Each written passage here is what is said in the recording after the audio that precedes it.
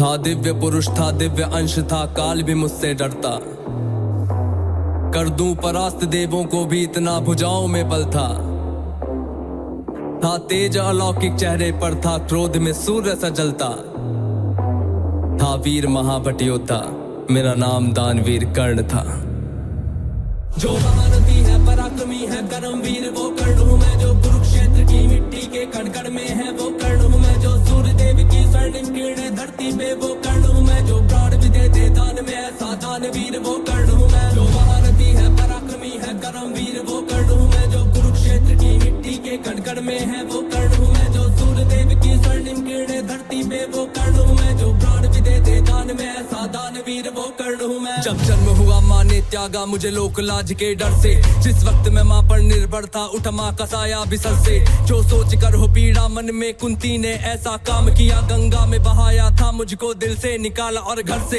एक सारथी ने मुझको पाला, राधा ने माँ का प्यार दिया, लोगों ने नीचे वर्ण का कह हर क्षण मेरा अपमान किया। एक सूत ने पाला था मुझको, सबने समझा मैं शूद्र हूँ, था सत्य का किसी को ज्ञान नहीं, मैं कर्ण सूर्य का पुत्र हूँ। अपमान का घूंट मैं पीता रहा था, कर्म वीर मैं जीता रहा, जो स्वाभिमान को जख्म लगे उस वक्त मैं उनको सीता रहा। मेरा जिस पर बस ध्यान था वो युद्ध कला का ज्ञान था, पर सीखूं किससे युद्ध कला था मैं न किसी को जानता। रुचि को देखा अधिरथ ने मुझको द्रोण के पास में लेके गया, सीखूंगा अब मैं युद्ध कला आश्वासन मुझको दे के गया। पर द्रोण ने भी धिक्कारा था, फिर मुझको ताना मारा था, है राजपुत्रों की युद्ध कला ये कहकर मुझे नकारा था। फिर युद्ध कला के ज्ञान को मैंने गुरु परशुराम से मांगा, शिक्षा को देकर छीन लिया, इतना मैं रहा अभागा।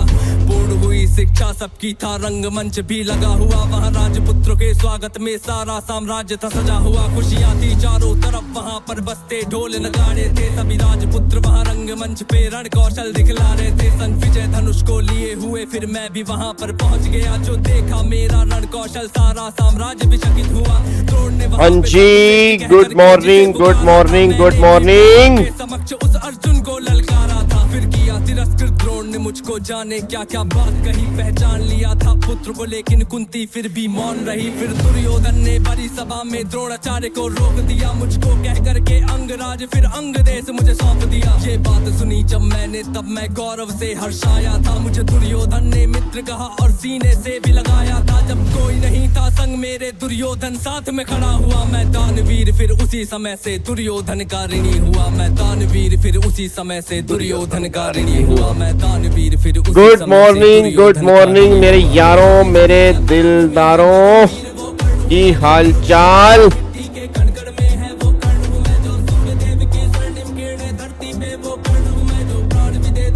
Good morning ji, good morning, very good morning, good morning good morning good morning good morning good morning मेरे यारों, good morning, good morning Dhruv, good morning Divya, good morning Vivek. Sir ji आज आप लेट क्यों आए हो?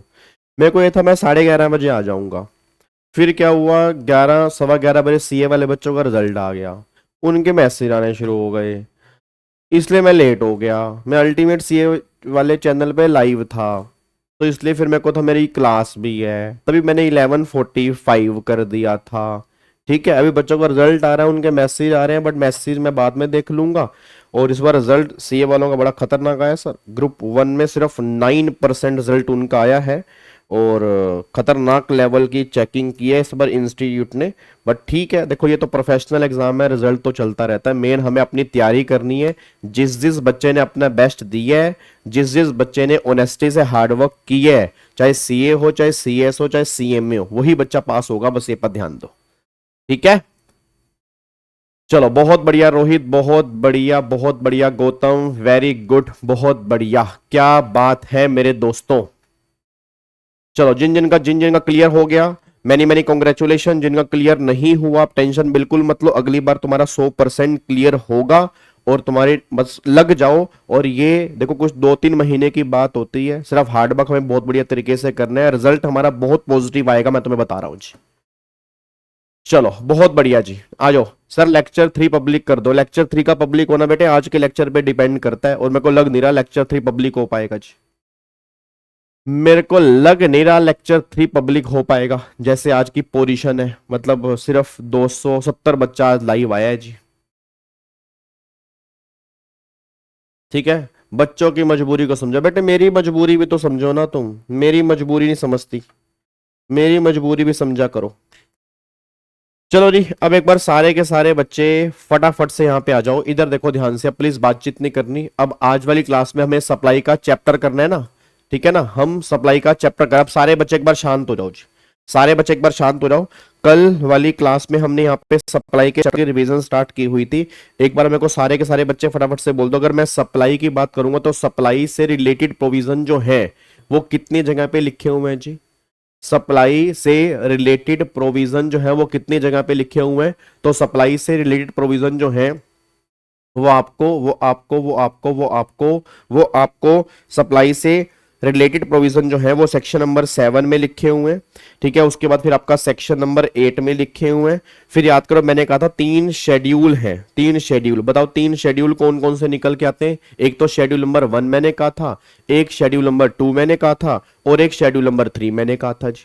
तो याद करो 2 सेक्शन हमारे सप्लाई से रिलेटेड होते हैं और 3 शेड्यूल जो है वो हमारे सप्लाई से रिलेटेड होते हैं। तो एक तो सेक्शन 7 है, एक सेक्शन 8 है, एक शेड्यूल 1 है, एक शेड्यूल 2 है और एक शेड्यूल 3 है। अच्छा याद करो, फिर मैंने कहा था इन तीनों शेड्यूल का जन्म जो है वो किस सेक्शन से हुआ? इन तीनों शेड्यूल का जन्म जो है वो सेक्शन 7 से हुआ। मतलब सेक्शन 7 से ही शेड्यूल 1 आया, सेक्शन 7 से ही शेड्यूल 2 आया और सेक्शन 7 से ही शेड्यूल 3 निकल कर आया। बस ये पर ध्यान दो। फिर कल वाली क्लास में सेक्शन नंबर 8 तो हमने कर लिया था, ठीक है ना। कल वाली क्लास में सेक्शन नंबर 8 तो हमने कर लिया था, उसमें कोई दिक्कत वाली बात नहीं है। अब यहां पर अगर मैं सेक्शन नंबर 7 की बात करता हूं तो सेक्शन 7 में एक तो आपका 7(1) यहां पे आता है, ठीक है। एक आपका 7(1) कैपिटल ए यहां पे आता है। फिर मैंने कहा था कि एक आपका 7(2) यहां पे आता है। अब अगर मैं 7(1) की बात करूंगा तो 7(1) ए है, ठीक है। फिर यहाँ पे 7(1) AA आएगा, फिर यहाँ पे 7(1) B आएगा और फिर यहाँ पे 7(1) C आएगा। एक जमाने में 7(1) D होता था तो उसकी तो हत्या हो चुकी है, अब वो 7(1) कैपिटल A बन चुका है। याद करो मैंने कहा था 7(1) क्या बताएगा? 7(1) बताएगा जो भी मैं काम कर रहा हूं क्या वो काम सप्लाई में आएगा, वो सारी की सारी बातें 7(1) में। फिर जो काम सप्लाई में आएगा वो किसकी सप्लाई बनेगा, वो सारी की सारी बातें 7(1) कैपिटल ए में है। और जो काम सप्लाई में नहीं आएंगे, जो काम सप्लाई में नहीं आएंगे तो वो सारी की सारी बातें 7(2) में निकल के आती हैं। अच्छा अगर आपको याद आ रहा हो, अगर आपको याद आ रहा हो सारे बच्चे फटाफट से बताओ। अब यहाँ पे एक तो मैंने कहा था 7(1) और 7(1) मुझे याद है कल वाली क्लास में इन दोनों को हमने रिवाइज किया था, अगर आपको याद आ रहा हो। एक तो 7(1) भी हमने रिवाइज कर लिया था, एक 7(1) भी रिवाइज किया था। अच्छा इन दोनों में क्या हमने रिवीजन की थी? अगर मैं 7(1) की बात करता हूं, 7(1) ये बात कहता है कि आपके सभी कामों को हम सप्लाई बना देंगे अगर 2 कंडीशन सेटिस्फाइड है। आपके सभी कामों को हम सप्लाई बना देंगे अगर 2 कंडीशन सेटिस्फाइड है। याद करो पहली कंडीशन क्या निकल के आते हैं कि जो भी आपने काम किया उसके बदले में कंसीडरेशन होना चाहिए, और दूसरी बात जो भी आपने काम किया वो इन the course or furtherance of business में होना चाहिए। इट मींस अगर मैंने कोई काम किया, अगर वो काम उसके बदले में कंसीडरेशन है और वो काम इन the course or furtherance of business में है तो वो काम जो होगा वो 7(1) में सप्लाई बनेगा। तो मोटा मोटी 2 कंडीशन है कि बदले में कंसीडरेशन हो और जो काम तुम कर रहे हो वो इन the course or furtherance of business में। याद करो फिर मैंने कहा था कंसीडरेशन का मतलब क्या होता है? कंसीडरेशन में ना आपकी सारी चीजें कवर होती हैं। मे बी गवर्नमेंट ये बात कहते हैं consideration mean something in return, may be money, non money, या डू समथिंग और नॉट टू डू समथिंग। ये सब जो है वो कंसीडरेशन वाली कैटेगरी में कवर हो जाता है। वो मनी भी होगा, नॉन मनी भी होगा, डू समथिंग भी होगा, नॉट टू डू समथिंग भी होगा। बट एक पॉइंट हमने और डिस्कस किया था कि जो गवर्नमेंट अगर हमें सब्सिडी प्रोवाइड करती है उसको हम कंसीडरेशन में कवर नहीं करते, उसको हम बाहर लेके चलते हैं। फिर एक पॉइंट हमने और डिस्कस किया था सिक्योरिटी डिपॉजिट। अब मेरे को सारे बच्चे बोल दो अगर सिक्योरिटी डिपॉजिट हम एडजस्ट कर लेते हैं तो फिर तो वो कंसीडरेशन बन जाता है। अगर सिक्योरिटी डिपॉजिट हम एडजस्ट नहीं करते हैं, मतलब पैसा में वापस मिल जाता है, तो फिर वो कंसीडरेशन वाली कैटेगरी में कवर नहीं होगा। ये सारी बातें हमने कंसीडरेशन में की थी। क्या बात समझ में आ रही है? पक्का पक्का। फिर याद करो 7(1) भी हमने यहां पे किया था। अब अगर मैं 7(1) की बात करूंगा, 7(1) में क्या था कि सेल्फ सप्लाई वाले काम भी सप्लाई बनेंगे। सारे बच्चे बोला अगर कोई पर्सन इंडिविजुअल को छोड़ के अपने ही मेंबर्स के लिए कोई एक्टिविटी कर रहा है विद कंसीडरेशन में, तो वो काम भी 7(1) में सप्लाई बनेगा। इट मीन सेल्फ सप्लाई वाले काम को भी हम सप्लाई बना देंगे। ये बात हमने 7(1) में डिस्कस की थी, बस ये पर ध्यान दो। अब मोटा मोटी ये 7(1) हमारा हो चुका है और यहां पर 7(1) भी हमारा हो चुका है, बस ये पर ध्यान दो। अब उसके बाद फिर यहां पे निकल के आता है 7(1) B और 7(1) C। ये दोनों अभी हमें रिवाइज करने हैं। अब सुनो ध्यान से, अब जितने बच्चे भी सामने बैठे हैं ना, सारे बच्चे बहुत ध्यान से मेरी बातें सुनने की कोशिश करना कि 7(1)(b) क्या है। अब 7(1)(b) ये बात कहता है कि हम जो काम सप्लाई बनाएंगे वो काम सप्लाई बनाएंगे इंपोर्ट ऑफ सप्लाई। कुछ हम जो काम सप्लाई बनाएंगे वो काम सप्लाई बनाएंगे इंपोर्ट ऑफ सप्लाई को, या इंपोर्ट ऑफ सप्लाई छोड़ो, import of service. It means government कह रही है कि अगर कोई पर्सन सर्विस इंपोर्ट करेगा तो उसको हम 7(1)(b) के अंदर सप्लाई बना देंगे। तो 7(1)(b) जो है वो इंपोर्ट ऑफ सर्विस का है। इट मींस अगर किसी पर्सन ने सर्विस इंपोर्ट की है विद कंसीडरेशन में वेदर और note in the course or furtherance of business, तो वो काम जो होंगे वो 7(1)(b) में सप्लाई बन जाएंगे। बस ये पर ध्यान दो। अब मेरा पूरी क्लास का क्वेश्चन है, सारे बच्चे मुझे आंसर देना। अगर मान लो मैंने सर्विस इंपोर्ट की है और सर्विस इंपोर्ट विदाउट कंसीडरेशन में की है, उस केस में क्या होगा जी?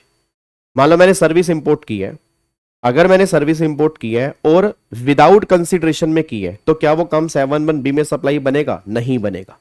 7(1)(b) में देखो, 7(1)(b) में क्या लिखा है? Import of service. 7(1)(b) में लिखा है import of service for a consideration whether or not in the course or furtherance of business, ये काम 7(1)(b) में सप्लाई बनेगा। 7(1)(c) में क्या लिखा है जी? हरी 7(1)(c) में क्या लिखा है? 7(1)(c) कह रहा है the activity specified in schedule 1 made or agree to be made without a consideration. तो फ्री वाले काम जो है वो सप्लाई बनेंगे, बट वो 7(1)(c) में बनेंगे। और 7(1)(c) में भी सारे काम नहीं, वो कह रहा है जाके शेड्यूल 1 देख लो, जो काम शेड्यूल 1 में लिखे होंगे उन्हीं कामों को हम सप्लाई बनाएंगे। बस ये पर ध्यान दो। अब यहां पे सारे बच्चे ना एक बार मेरे सामने बैठना चाहिए, इधर देखो ध्यान से। हेलो भाई साहब, ओए ओए, इधर देखो ध्यान से।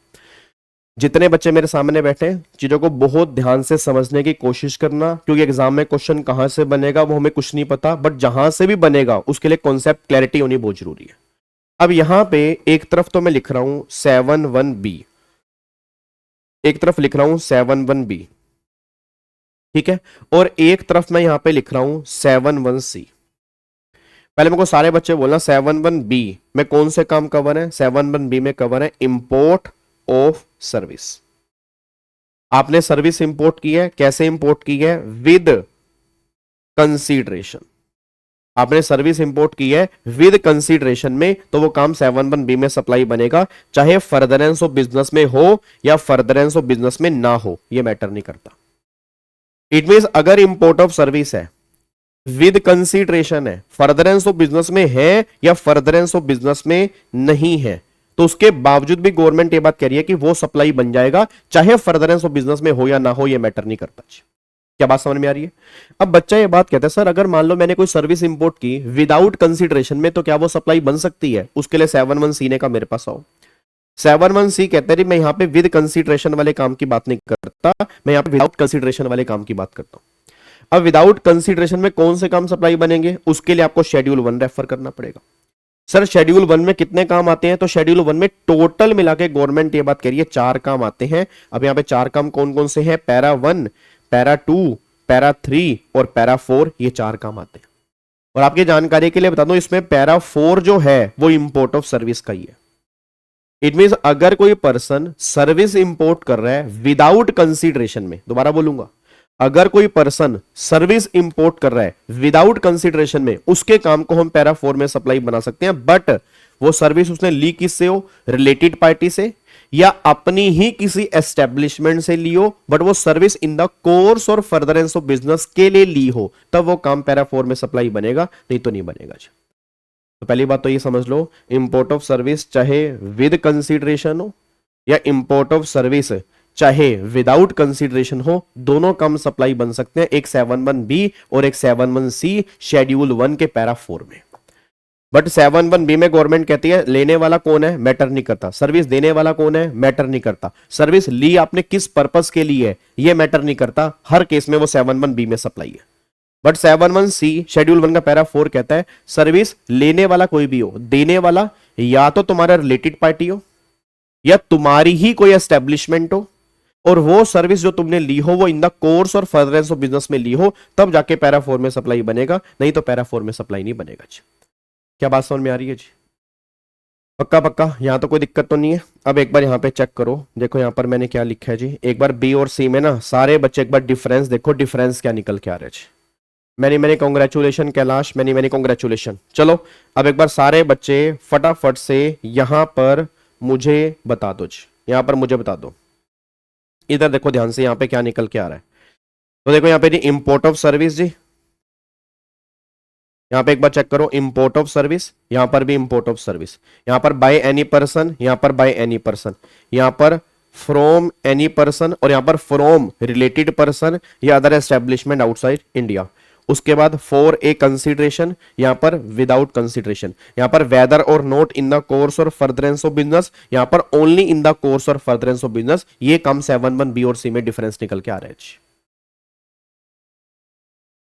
क्या बात समझ में आ रही है जी? पक्का पक्का, कोई दिक्कत वाली बात तो नहीं है, इसको लोग कर सकते हैं, ठीक है। अब यहाँ पे सुनो ध्यान से जी। अब मेरा पूरी क्लास से क्वेश्चन है, यहाँ पे ना क्लास में ना आपको मैंने एक डायग्राम बनवाया था, अगर आपको याद आ रहा हो जी, ये रहा वो डायग्राम जी। अब ये वो डायग्राम है जो बहुत इंपॉर्टेंट डायग्राम है इन पॉइंट को समझने के लिए, जो इंपोर्ट ऑफ सर्विस वाला है।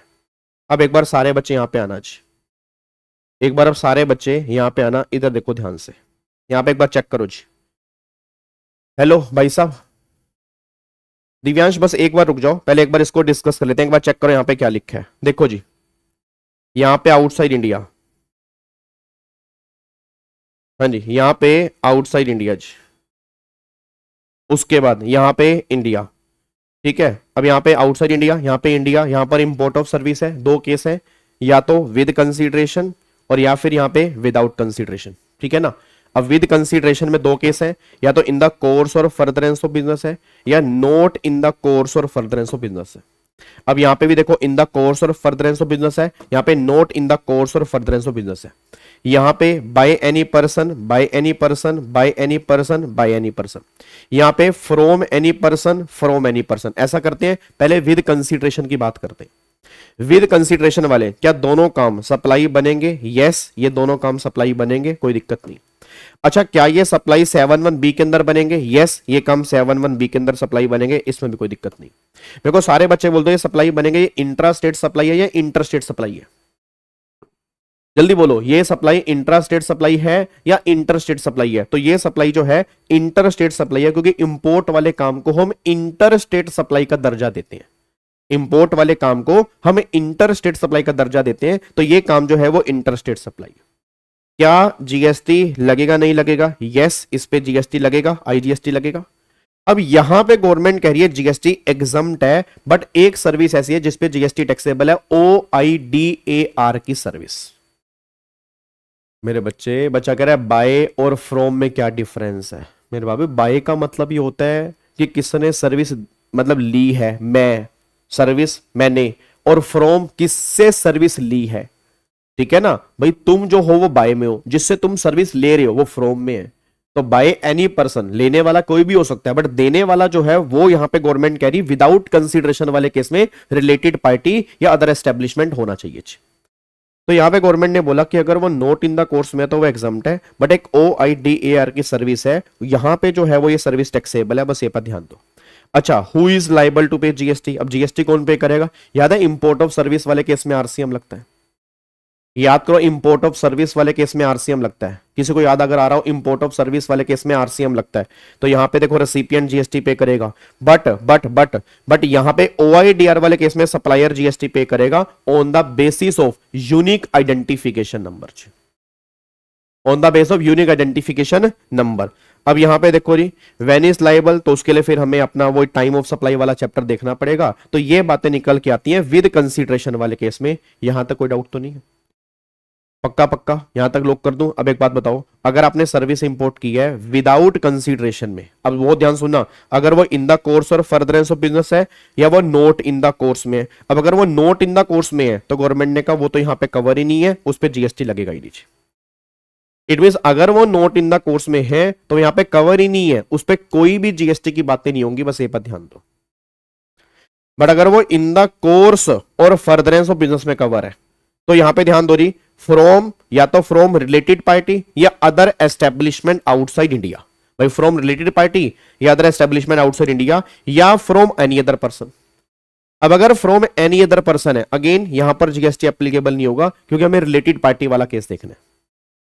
और अगर फ्रॉम रिलेटेड पार्टी है तो सप्लाई है 71C शेड्यूल 1 के पैरा 4 में है, इंटर स्टेट सप्लाई है, जीएसटी लगेगा और यहां पर भी आरसीएम में जीएसटी पे करना होगा और उसका फिर प्ले मतलब टाइम ऑफ सप्लाई कैसे निकलेगा वो हमें टाइम ऑफ सप्लाई के चैप्टर में देखना पड़ेगा। तो मोटे मोटे ये पॉइंट आपका निकल के आ रहा है इंपोर्ट ऑफ सर्विस में। ये बहुत इंपॉर्टेंट डायग्राम है तुम्हारे एग्जाम के लिए। नोट फॉर ऑल वाली सीरीज में जीएसटी के क्वेश्चंस हैं, आप उसमें वहां से प्रैक्टिस कर सकते हो। नोट फॉर ऑल वाली सीरीज में जीएसटी के क्वेश्चंस हैं, आप वहां से प्रैक्टिस कर सकते हो, कोई दिक्कत नहीं है जी।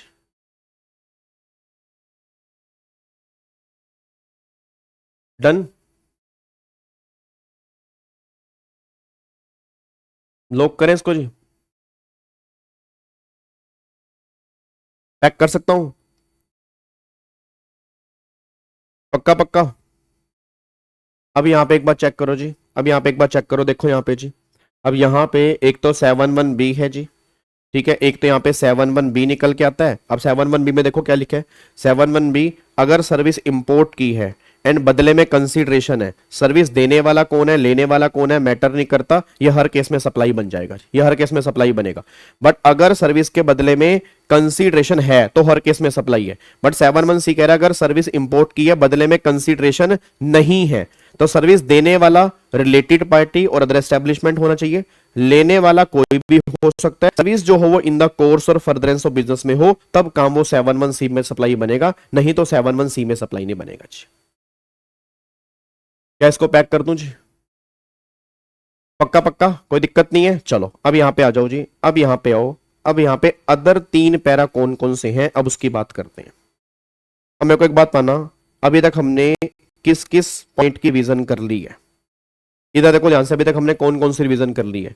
एक तो हमने यहाँ पे रिवीजन कर ली है 71A की हमने रिवीजन कर ली है, एक हमने यहाँ पे 71AA की हमने रिवीजन कर ली है, एक हमने यहाँ पे 71B की हमने रिवीजन कर ली है, एक हमने यहाँ पे 71C जो हमारा शेड्यूल 1 था उसका जो पैरा नंबर 4 था उसकी हमने यहाँ पे रिवीजन कर ली है।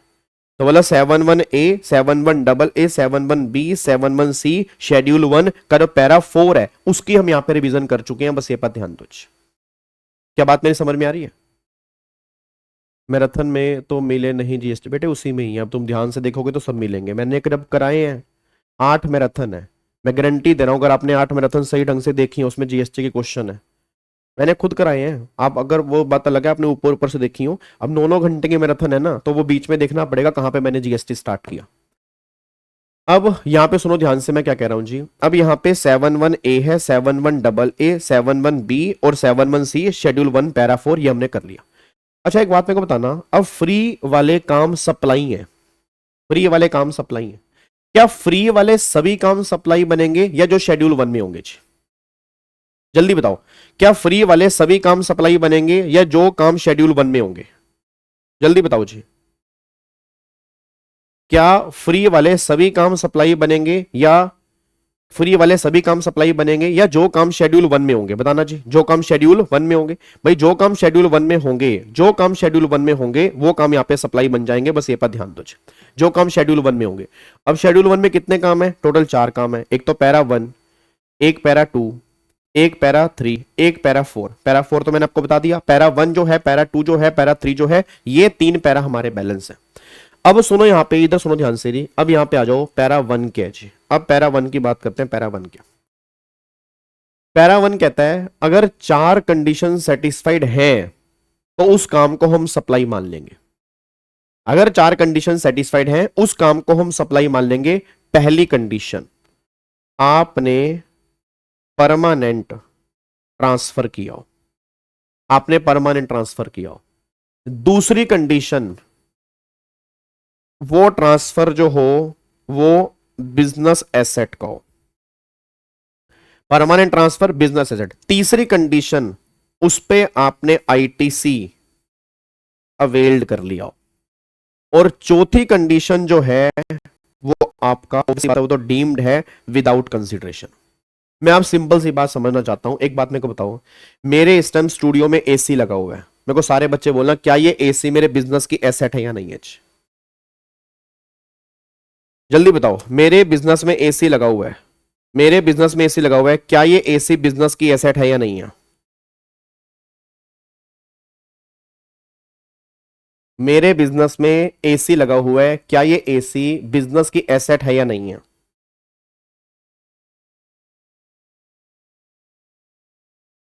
बताओ। बिल्कुल है। अच्छा, क्या इस एसी की परचेस पर मैंने आईटीसी लिया होगा? क्या इस एसी की परचेस पर मैंने आईटीसी लिया होगा? क्या इस एसी की परचेस पर मैंने आईटीसी लिया होगा? बिल्कुल लिया होगा। अब सिंपल सी बात है, अगर मैंने आईटीसी लिया है, मेरे बिजनेस के सेट है, अगर मैं इसको गिफ्ट कर देता हूं, सोच के बोला, अगर मैंने इसको गिफ्ट कर दिया विदाउट कंसिडरेशन में, किसी को डोनेट कर दिया, तो पैरा वन कहता है ये काम सप्लाई बन जाएगा। पैरा वन कहता है ये काम सप्लाई बन जाएगा। परमानेंट ट्रांसफर है, बिजनेस एसेट है, आईटीसी वेल्ड है, विदाउट कंसिडरेशन है, ये काम जो होगा पैरा वन में सप्लाई बन जाएगा। बस ये पर ध्यान दो, ये काम पैरा वन में सप्लाई बन जाएगा। गवर्नमेंट इतनी सी बात कहना चाह रही है। क्या बात समझ में आ रही है? तो सिंपल सी बात है, आप अगर कोई एसेट बिजनेस के लिए लेके आ रहे हैं, उस पे आपने आईटीसी लिया था और विदाउट कंसिडरेशन आपने उसको ट्रांसफर कर दिया है, तो वो काम पैरा वन में सप्लाई मान लिया जाएगा। पैरा वन सिर्फ इतना सा है। एक बात मैं और बताओ, मेरे हाथ में लेट्स टेक एन एग्जांपल, मान लो ये लैपटॉप है, इस लैपटॉप पर मैंने जीएसटी दिया था, उसका मैंने आईटीसी ले लिया था। ये लैपटॉप मेरे बिजनेस की एसेट है। अगर ये लैपटॉप मैं गरीब बच्चों को डोनेट कर देता हूं, यानी अगर ये लैपटॉप मैं गरीब बच्चों को डोनेट कर देता हूं, तो मेरे को बताओ जी, क्या ये काम 7-1 पैरा वन के अंदर सप्लाई बनेगा नहीं बनेगा? जल्दी बता दो, यस या नो। ऑब्वियस सी बात है, सप्लाई बनेगा। तो गवर्नमेंट ये बात करिए, permanent transfer business asset ITC availed without consideration, ये काम जो है वो तुम्हारा पैरा वन के अंदर सप्लाई बन जाएगा। गवर्नमेंट इतनी सी बात कहना चाह रही है। तो 4 कंडीशन सेटिस्फाइड होना जरूरी है। परमानेंट ट्रांसफर हो, बिजनेस एसेट हो, आईटीसी अवेल्ड हो, विदाउट कंसिडरेशन हो। ये चारों कंडीशन अगर सेटिस्फाइड है, ये पैरा वन में सप्लाई है। बस ये पर ध्यान दो। क्लियर है? पक्का पक्का। सर अगर विद कंसिडरेशन दिया, अरे नालायक, तो 7-1 ए नहीं है क्या? है, अभी तो हम 7-1 ए करके आए हैं, कल वाली क्लास में तो हमने की है। अगर विद कंसिडरेशन है तो 7-1 ए में सप्लाई बनेगा, विदाउट है तभी तो हम 7-1 सी पढ़ रहे हैं। अगर विद में है तो वो 7-1 ए में ही सप्लाई बन गया ना। ठीक है ना? पक्का पक्का ना, कोई दिक्कत तो नहीं है। चलो अगले पॉइंट पर आओ। अब यहां पे आओ जी, अब यहां पे आओ, एक बार यहां पे चेक करो पहले तो। इधर देखो ध्यान से, पैरा वन क्या कह रहा है। यहां पे देखो जी, पैरा वन चेक करना, पैरा वन क्या है। पैरा वन यहां पे लिखा हुआ है, permanent transfer disposal or business asset on which ITC has been availed. ITC आपने क्लेम कर लिया, उस केस में गवर्नमेंट ये बात कह रही है पैरा वन में सप्लाई बनेगा। देखो 4 कंडीशन है, देयर मस्ट बी ट्रांसफर और disposal, transfer should be permanent, transfer permanent होना चाहिए, आपने आईटीसी क्लेम कर लिया हो, विदाउट कंसिडरेशन हो। अगर चारों कंडीशन सेटिस्फाइड तो पैरा वन में सप्लाई बन जाएगा। बस ये पर ध्यान दो। सर अगर इस केस में जीएसटी कौन पे करेगा? ऑब्वियस ही बात है, बर्डन तो रिसीवर की जेब पे आएगा ना भाई। यहां पर बिल, यहां पर वैल्यू निकाली जाएगी, विदाउट कंसिडरेशन है तो वैल्यू निकलेगी रूल्स में। अब सीए के एग्जाम में रूल्स एप्लीकेबल नहीं है, बट सीएस में रूल एप्लीकेबल होते हैं। याद करो, रूल नंबर 27 से 31 हमने क्लास में किए हुए। तो 27 रूल में इसकी वैल्यू निकलेगी, उस वैल्यू पे जीएसटी लगेगा, तो जीएसटी तो देना पड़ेगा। तो गवर्नमेंट ये मतलब समझना कि मतलब फ्री ऑफ कॉस्ट में तो जीएसटी गवर्नमेंट एप्लीकेबल नहीं करेगी, जीएसटी तो लगेगा और जीएसटी देना भी पड़ेगा। ठीक है, क्या इसको लॉक करें? चलो अब यहां पे अगले पॉइंट पर आते हैं। अब सुनो ध्यान से, अब यहां पे आ जाओ। ये पैरा वन के बाद नेक्स्ट पैरा वन के बाद यहां पर आपको दिया हुआ है पैरा नंबर 2। अब एक बार चेक करते हैं पैरा 2 कैच। देखो यहां पे, अब एक बार देखो पैरा 2 क्या है। पैरा 2 कहता है कि अगर आपने गुड्स और सर्विस की सप्लाई की है, हाँ जी,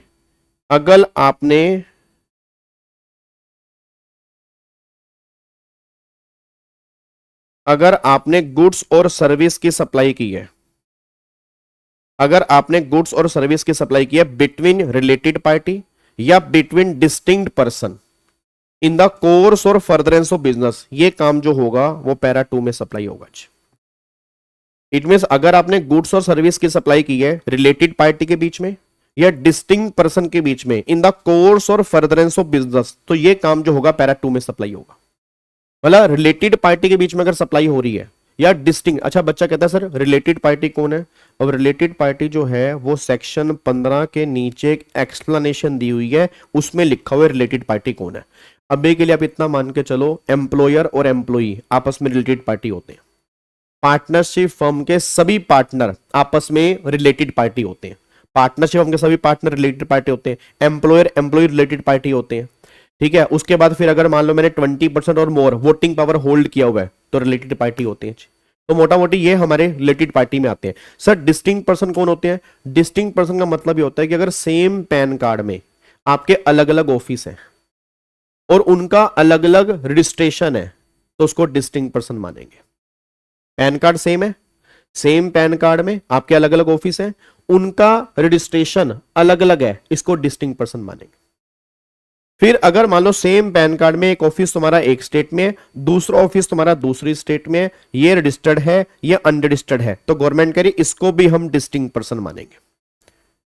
मतलब सिंपल सी बात क्या निकल के आ रही है कि अगर अलग अलग रजिस्ट्रेशन है तो डिस्टिंक्ट पर्सन है, बट अगर अलग अलग रजिस्ट्रेशन नहीं है बट दोनों अलग अलग स्टेट में है तो इनको भी डिस्टिंक्ट पर्सन मान के चलेंगे। बट पैन कार्ड सेम होना चाहिए। जैसे यार मान लो पैन कार्ड में मेरे 3 जगह बिजनेस है और तीनों अलग अलग स्टेट में है, मैं रजिस्टर्ड हूं, वो दोनों अनरजिस्टर्ड है, तो भी डिस्टिंक्ट पर्सन है। और अगर वो अलग अलग रजिस्टर्ड है तो डिस्टिंक्ट पर्सन है ही है, उसमें कोई दिक्कत वाली बात ही नहीं है। तो डिस्टिंक्ट पर्सन बोलते हैं उसको। अब अगर ये काम, हाँ जी, अगर ये काम इन the course or furtherance of business में है तो फिर गवर्नमेंट ने बोला ये काम पैरा 2 में सप्लाई बनेगा। बट एम्प्लॉयर और एम्प्लॉई वाले केस में यहां पर 50,000 की लिमिट है। इट मीन अगर एम्प्लॉयर एम्प्लॉई को जी, हाँ सेम रिलेटेड पार्टी वहीं पे आएगा जी। 7(1)(c) के अंदर भी सेम आएगा जी। 7(1)(c) के अंदर भी सेम आएगा, जो वहां पर रिलेटेड पार्टी वर्ड था ना, सेम रिलेटेड पार्टी वर्ड यहां पे भेज। सर जहां से टैक्सेबल सप्लाई हो रही है वो तभी डिस्टिंक्ट होंगे, ऑब्वियस सी बात है जी। सप्लाई टैक्सेबल होगी तभी तो। अब यहाँ पे एक बार देखना यहाँ पे क्या लिखा हुआ है जी। अब यहाँ पे एक बार चेक करो, मान लो अगर एम्प्लॉयर एम्प्लॉय के बीच में सप्लाई हो रही है 50,000 तक है तो फिर तो गवर्नमेंट ने बोला हम सप्लाई नहीं मानेंगे। बट अगर वैल्यू 50,000 से ज्यादा है तो फिर पूरी की पूरी वैल्यू पर गवर्नमेंट कह रही हम जीएसटी यहाँ पे एप्लीकेबल कर देंगे और यहाँ पर हम जीएसटी लगा देंगे। मतलब वैसे रिलेटेड पार्टी वाले केस में हर केस में सप्लाई है, वैसे रिलेटेड पार्टी वाले केस में हर केस में सप्लाई है, बट एम्प्लॉयर एम्प्लॉय वाले केस में 50,000 की लिमिट है भाई। 50,000 तक कोई सप्लाई नहीं है, 50,000 से ज्यादा है तो पूरी वैल्यू पर जीएसटी एप्लीकेबल होगा। यहां पर गवर्नमेंट ये बात कहना चाह रही है। देखो अब related person explanation 1 of section 15 यहां पे आएगा। अब यहां पे एम्प्लॉयर एम्प्लॉय 50,000 रुपए का पॉइंट यहां पे है। अदर वाले केस में यहां पे कोई लिमिट नहीं है और यहां पे स्टार्टिंग से ही सप्लाई बनेगा, बस ये पर ध्यान दो। क्लियर है नहीं यहां तक?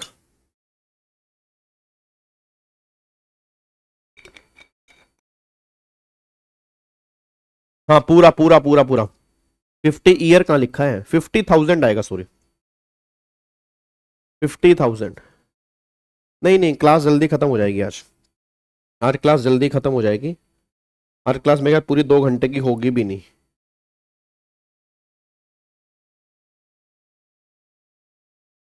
आज क्लास जल्दी खत्म हो जाएगी।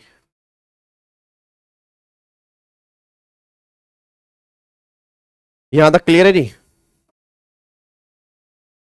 अब देखो यहां पर जी, अब यहां पे देखो डिस्टिंक्ट पर्सन का मतलब क्या है जी। अब देखो डिस्टिंक्ट पर्सन का मतलब क्या है। अच्छा एक बार रीड करना, तुम्हारे पल्ले पड़ रहा है डिस्टिंक्ट पर्सन का मतलब क्या है। एक बार रीड करके बताना तुम्हें पता लग रहा है डिस्टिंक्ट पर्सन का मतलब क्या है। एक बार चेक करना।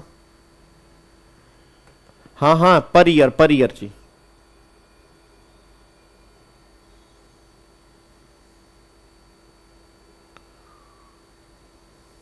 ये शेड्यूल 1 में ही है, ये शेड्यूल 1 में ही है।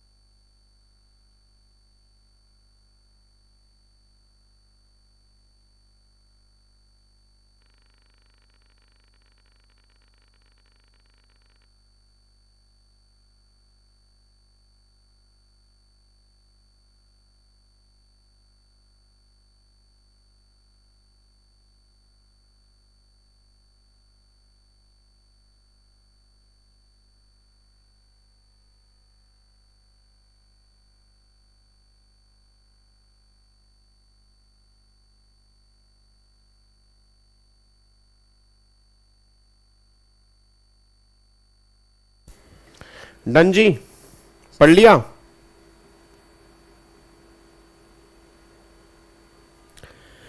लोग कर दें इसको। अब यहां पे यहां पे यहां पे यहां पे एक बार इसको एग्जांपल देखो, एक बार इसका एग्जांपल देखना जी।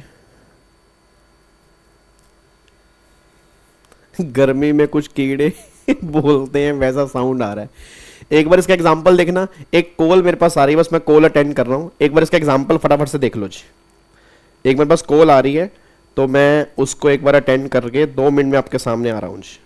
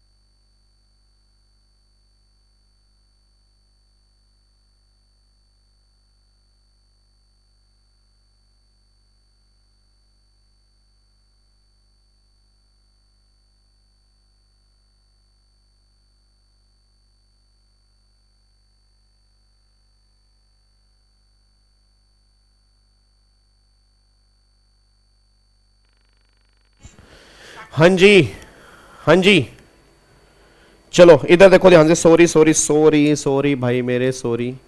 ठीक है, कान पकड़ के सॉरी यार, बच्चों के ना फोन आ रहे थे आज। ये देखो दोनों कान पकड़े हैं, ये देखो। सॉरी, मतलब ऑल इंडिया रैंक एक बच्चे का 49 है, तो उसका फोन आया हुआ था, तो उसका इंटरव्यू चल रहा था, तो मेरे को 2 मिनट के लिए जाना पड़ा। मैं आपसे माफी चाहूंगा। आपका भी ऐसे रैंक आएगा ना, मैं घर बार सारा छोड़ दूंगा। आप रैंक लेके आओ बस। आप रैंक लेके आओगे ना, मैं कुछ और करूंगा ही नहीं।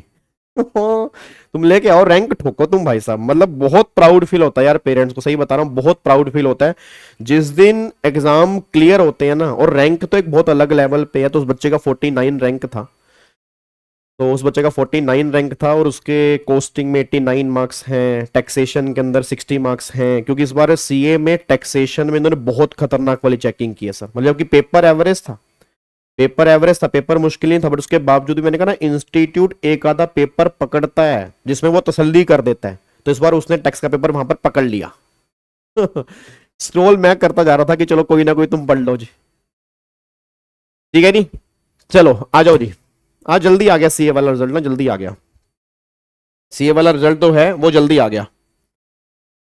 ठीक है, आ जाओ फटाफट एक बार सारे के सारे बच्चे इधर देखो ध्यान से। तो अच्छा, ये बार आपने एक बार एग्जांपल देखे हैं सारे? हैं, एक बार ये सारे के सारे अपने एग्जांपल देखे हैं? आपने एक बार ये सारे के सारे एग्जांपल देख लिए? बोलो। सर ऐसा कर सकते हैं separate registration in same state और डिफरेंट? हाँ कर सकते हो, कोई दिक्कत नहीं। अगर आपको सेम स्टेट के अंदर भी मल्टीपल रजिस्ट्रेशन करवाने हैं, पॉसिबल है। और डिफरेंट स्टेट में तो डिफरेंट कराना ही पड़ेगा। सेम स्टेट में भी अगर मल्टीपल करवाने तो भी कोई दिक्कत वाली बात नहीं है, बस पेन एक होना चाहिए। अगर डिफरेंट पेन है तो फिर असेसी अलग अलग होगा ना, फिर वो सेम बात नहीं बोलेंगे। मान लो मेरा पेन एक बिजनेस में, मेरी वाइफ का पेन एक बिजनेस में, तो वो 2 पर्सन काउंट होंगे, वो सेम पेन काउंट नहीं होगा। बस ये पर ध्यान दो। अब एक बार यहाँ पे एग्जाम्पल 6 देखना जी। एग्जाम्पल 6 एक बार चेक कर लो फटाफट से। अब यहाँ पर मिस्टर बीजे ने मिस्टर अभिषेक को एसी गिफ्ट किया 45,000 रुपए का। तो अगर 45,000 रुपए का गिफ्ट किया तो 50,000 तक है, तो 50,000 तक है तो वो तो सप्लाई बनेगा नहीं, क्योंकि एम्प्लॉयर एम्प्लॉय वाले केस में 50,000 रुपए की लिमिट है। अच्छा, अगर मान लो एम्प्लॉयर ने एम्प्लॉय को 2 एसी गिफ्ट किए, 40,000 रुपए का एक है, तो क्या अब ये सप्लाई बन जाएगा? यस, अब ये सप्लाई बन जाएगा। पूरे के पूरे 80,000 पे यहाँ पे जीएसटी की बात होगी। बस ये पर ध्यान दो भाई, एक पर्सन को एक ही पेन होगा ना, एक पर्सन को एक ही पेन होगा। सर कैश वाला नहीं समझा, इधर आओ, इधर आ, इधर आ नालायक बच्चे। कैश वाला क्यों नहीं समझा? क्या कैश गुड्स की डेफिनेशन में कवर होता है? नहीं। क्या कैश सर्विस की डेफिनेशन में कवर होता है? नहीं। जब कैश गुड्स और सर्विस की डेफिनेशन में कवर नहीं है तो जीएसटी एप्लीकेबल नहीं होगा ना भाई। कैश वाले केस में जीएसटी एप्लीकेबल कैसे होगा? ना तो वो गुड्स की डेफिनेशन में कवर है, ना वो सर्विस की डेफिनेशन में कवर है, उस पर कोई भी जीएसटी एप्लीकेबल नहीं होगा। बस ये पर ध्यान दो। क्या बात समझ में आ रही है?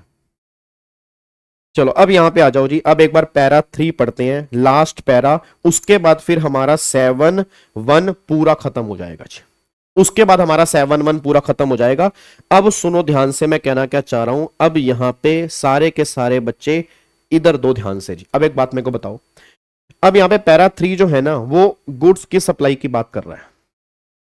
एक बात मेरे को सोच के बताना, एक बात मेरे को सोच के बताओ। प्रिंसिपल अगर एजेंट को गुड्स सप्लाई करे फ्री ऑफ कॉस्ट में, या एजेंट अगर प्रिंसिपल को गुड्स सप्लाई करे फ्री ऑफ कॉस्ट में, तो गवर्नमेंट कहती है इसको हम सप्लाई बना देंगे जी, इसको हम सप्लाई बना देंगे, हमें कोई दिक्कत नहीं है। अगर प्रिंसिपल एजेंट को गुड्स सप्लाई कर रहा है फ्री ऑफ कॉस्ट में, या एजेंट अगर प्रिंसिपल को गुड्स सप्लाई कर रहा है फ्री ऑफ कॉस्ट में, इसको पैरा 3 में सप्लाई बना देंगे, चाहे ये विदाउट कंसीडरेशन ही क्यों ना हो। बट यहां पे सबसे मेन मुद्दा बस ये निकल के आ रहा है कि इस एजेंट का मतलब क्या है, इस एजेंट का मतलब क्या है, क्योंकि जो एजेंट होगा वही पैरा 3 में आएगा, जो एजेंट नहीं होगा उस पर पैरा 3 एप्लीकेबल नहीं होगा। अब सुनो ध्यान से, मैं कहना क्या चाह रहा हूं। हाँ हाँ बिल्कुल क्रक्स आपको बताऊंगा, निश्चिंत रहना, बिल्कुल क्रक्स आपको बता दूंगा, बिल्कुल निश्चिंत रहो जी। सुनो ध्यान से, मैं कहना क्या चाह रहा हूं। जैसे एक बात मेरे को बताना, मान लो एक ये पर्सन है, ये मान लो है जी होंडा का ये डीलर है, मान लो ये होंडा का डीलर है, ठीक है।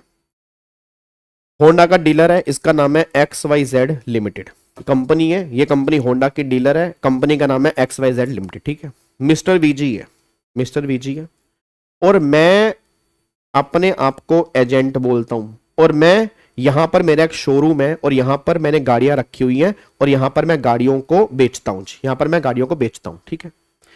यहां पर फॉर एग्जांपल एक मिस्टर एक्स है, ये कस्टमर है, ये कस्टमर है जी, ये मेरे पास आया, इसने गाड़ी पसंद की, उस गाड़ी का स्टॉक मेरे पास नहीं था, मैंने स्टॉक यहां से मंगवा लिया जी। मैंने क्या किया, स्टॉक यहां से मंगा लिया, स्टॉक यहां से आ गया, 5 कार यहां से आ गई और ये 5 कार आ गई फ्री ऑफ कॉस्ट, ठीक है। अब मेरे पास 5 कार आ गई।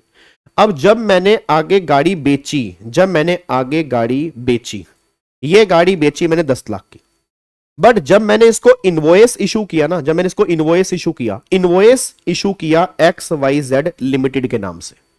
मेरे को सारे बच्चे बोल दो, क्या यहां पर इनवॉइस एजेंट ने अपने नाम से इशू किया या होंडा के नाम से इशू किया, मतलब इसके नाम से इशू किया? तो अगर इसने इनवॉइस इसके नाम से इशू किया ना, तो फिर गवर्नमेंट कह रही इस प्रिंसिपल टू एजेंट वाले केस में पैरा 3 एप्लीकेबल नहीं होगा, यहां पैरा 3 नहीं लगेगा, ये पैरा 3 नहीं लगेगा ना, ना ना ना। कहने से एजेंट मैटर नहीं करता, ये कह रहा मैं एजेंट हूं, बट गवर्नमेंट कह रही ऐसे हम एजेंट थोड़ा मान लेंगे, इस तरह से एजेंट नहीं मानेंगे इसको। एजेंट वही होगा जो पर्सन अपने नाम से इनवॉइस इशू करेगा। इट मींस अगर ये पर्सन आगे गाड़ी बेच रहा है और इस गाड़ी बेचने वाले को इनवॉइस अपने नाम से इशू कर रहा है, मिस्टर वीजी अपने नाम से इशू कर रहा है, तब गवर्नमेंट कह रही है ये सप्लाई अलग है, फिर ये सप्लाई अलग है, ये वाली सप्लाई तब जाके पैरा 3 में सप्लाई बन जाएगी। बस ये पर ध्यान दो। तो सारे बच्चे बहुत ध्यान सुनना। सर ऐसा हो सकता है कुछ बच्चे पहली बार पढ़ रहे हो, या कुछ बच्चों ने पहले कहीं पढ़ा हो, या पहले मुझसे भी पढ़ा हो सकता है वो भूल गए हो।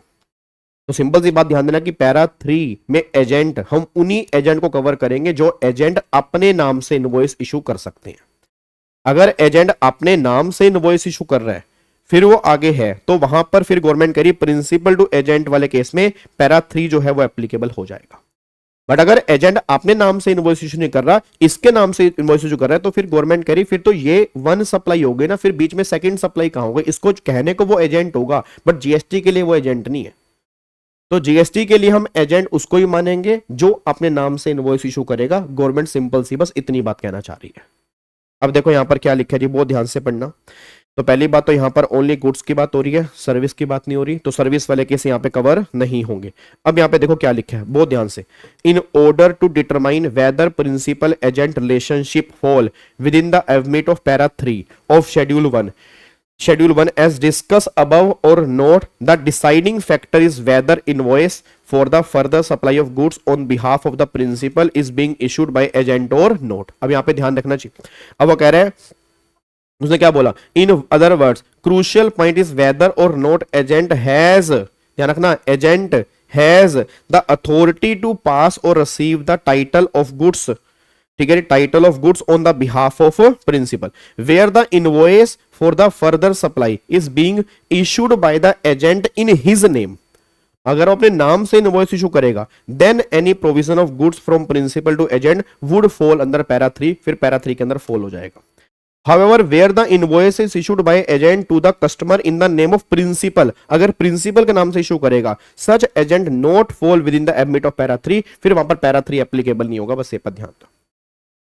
अच्छा, एक बच्चा कहता है सर पैरा 3 एप्लीकेबल नहीं होगा तो क्या होगा? तो भाई फिर 7 महीने की बात होगी, फिर तो वो कंपनी टू कस्टमर सप्लाई है, विद कंसीडरेशन है, इन the course or furtherance of business है, तो फिर वो 7(1) में सप्लाई बनेगा, फिर यहाँ पे वो कवर ही नहीं होगा जी।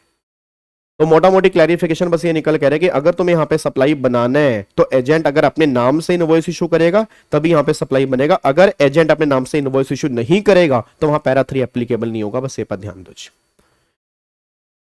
क्या बात समझ में आ रही है जी? पक्का पक्का।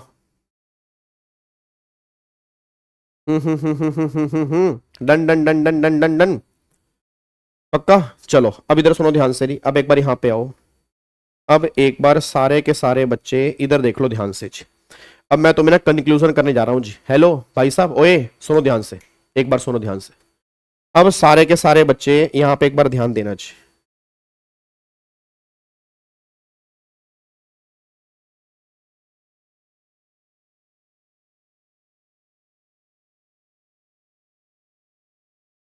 अब सारे के सारे बच्चे एक बार अब यहां पे ध्यान देना, बहुत ध्यान से, बहुत ध्यान से।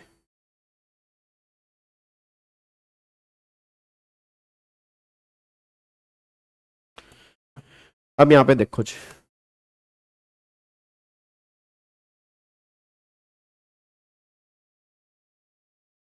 यहाँ पे ये आपका है सेक्शन नंबर 7। सर आप कितने ज़्यादा अच्छे क्यों हो, हमारा कितना ध्यान देते हो, थैंक यू सो मच। मेरा बच्चा, मेरा बाबू। ठीक है sir, I clear CA inter September 2025 exam, बहुत बढ़िया जी, मैनी मैनी कॉन्ग्रेचुलेशन। चलो सुनो ध्यान से, अब ये लास्ट पॉइंट है। और मैंने कहा था ना क्लास हम जल्दी छोड़ देंगे, आज मैं सिर्फ 1 घंटे की क्लास लूंगा। कल चाहे थोड़ी लंबी ले लूंगा, बट आज मैं 1 घंटे की लूंगा। और कल की क्लास की टाइमिंग भी अपना ये 11:30 ही मान के चलना। ठीक है, कल की क्लास की टाइमिंग भी 11:30 मान के चलना। अभी बता रहा हूं मैं तुम्हें कि कल की क्लास की टाइमिंग भी होपफुली 11:30 या 11:45 पे होगी। तो अकॉर्डिंगली कल मैं थोड़ी सी लंबी ले लूंगा फिर। ठीक है ना, कल मैं थोड़ी सी लंबी ले लूंगा और कल इस चैप्टर को हम पैक कर देंगे। ठीक है ना, कल इस चैप्टर को हम पैक कर देंगे। अब यहां पे सुनो जी, सेक्शन 7 में एक तो मैंने कहा था 7(1) है, एक मैंने कहा था 7(1)(a) है, एक मैंने कहा था 7(2) है। ठीक है ना, अब यहां पे 7(1) में एक तो यहां पर मैंने कहा था 7(1)(a) है, एक यहां पे 7(1)(AA) है, एक यहां पे 7(1)(b) है और एक यहां पे 7(1)(c) है। ठीक है, उसके बाद सारे बच्चे सुनो ध्यान से, 7(1)(c) शेड्यूल 1 में यहाँ पे फिर 4 पैरा हैं।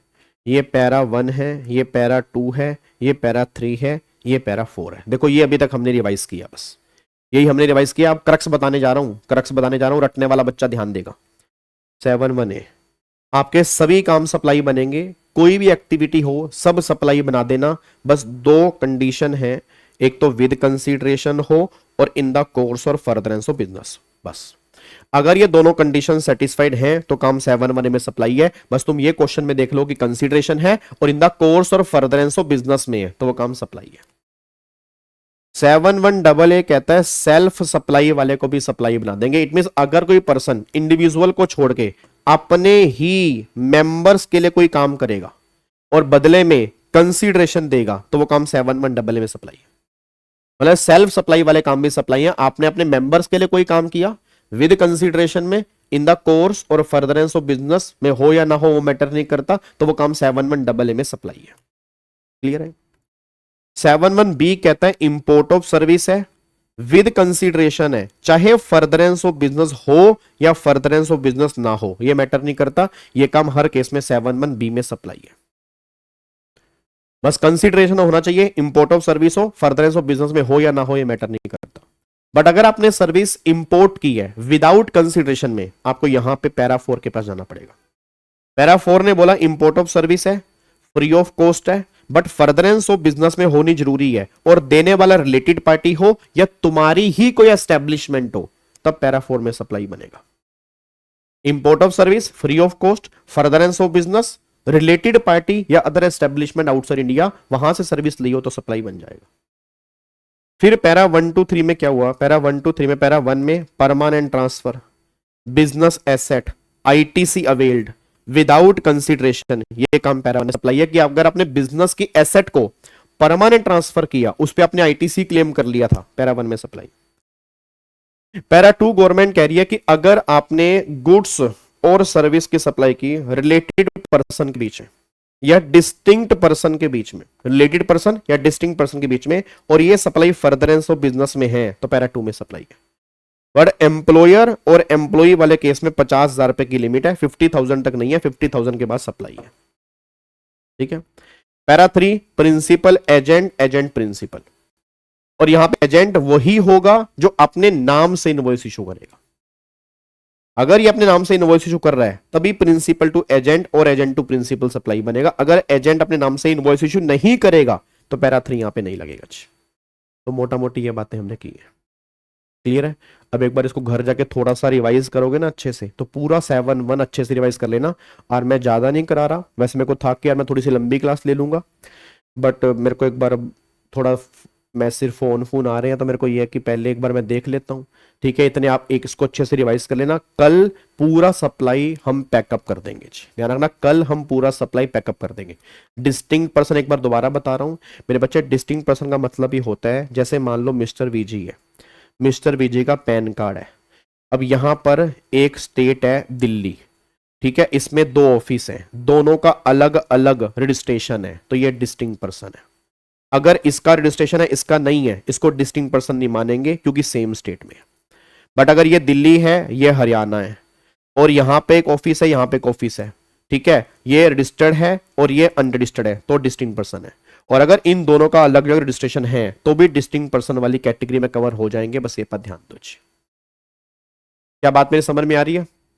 पक्का पक्का। और कल इसको हम पूरा पैकअप करेंगे। अब सारे बच्चे इसको वीडियो को लाइक करो, पहले बहुत सारे लाइक कर दो, बहुत सारे लाइक कर दो, हर बच्चे के साथ में शेयर कर दो, खूब सारे कमेंट करना बढ़िया बढ़िया से, ताकि जो बाहर वाला बच्चा पहली बार देखने के लिए आए उसको कॉन्फिडेंस फील हो कि हाँ मैं सही क्लास देख रहा हूँ। तो सारे बच्चे बढ़िया बढ़िया लाइक करेंगे, कमेंट करेंगे, और मैं क्लास नंबर 3 पब्लिक कर दूंगा। वैसे बनती नहीं पब्लिक करनी क्योंकि आप नालायक हो, आज आप लाइव आए नहीं हो, ठीक है, बनती नहीं, बट चलो फिर भी कोई बात नहीं, मैं कर दूंगा, आप उसको देख लेना। और ये क्लास नंबर 4 शाम को फिर प्राइवेट होगी, बस ये पर ध्यान दो, ठीक है। Thank you so much sir. मेरा जून अटेम्प्ट है तो जीएसटी अच्छे से पढ़ लिया है, तो अब जून के लिए बहुत हाँ चेंजेस आएंगे, उसके लिए आप अमेंडमेंट क्लास देख लेना, उसके लिए आप अमेंडमेंट क्लास देख लेना, ठीक है। Thank you so much, God bless you, जय हिंद, love you all, bye bye, take care.